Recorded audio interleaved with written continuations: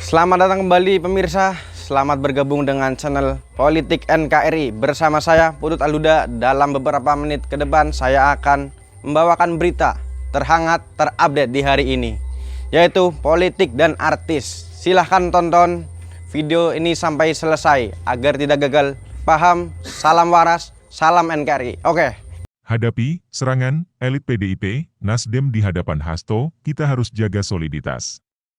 Jakarta, Sekretaris Jenderal Partai Nasdem, Johnny G. Plate menegaskan bahwa koalisi yang tengah dibentuk pihaknya adalah kerja sama politik untuk 2024 hingga 2029. Bukan kerja sama politik yang bertentangan dengan koalisi pemerintahan Presiden Joko Widodo, Jokowi. Ada 4 potensi koalisi di dalam koalisi kita saat ini potret realnya. Bukan hanya dihadapkan koalisi pemerintah dan koalisi yang dibangun Nasdem, tidak. Ujar Johnny dalam diskusi yang digelar Indikator Politik Indonesia, Rabu 4 Januari.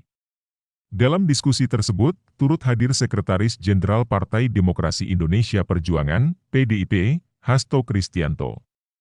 Johnny pun kemudian menyampaikan, agar semua pihak menjaga stabilitas politik nasional. Kita mengingatkan, potensi koalisi Pilpres itu untuk tahun 2024 hingga 2029, bukan saat ini.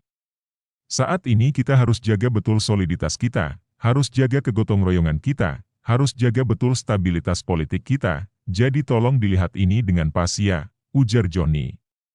Jelasnya, terdapat potensi terbentuknya 4 koalisi untuk Pilpres 2024. Potensi keempat koalisi tersebut juga dibentuk dari partai-partai yang saat ini berada dalam Kabinet Indonesia Maju.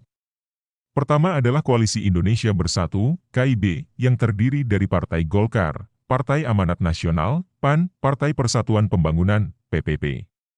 Kedua adalah koalisi antara Partai Gerindra dan Partai Kebangkitan Bangsa, PKB.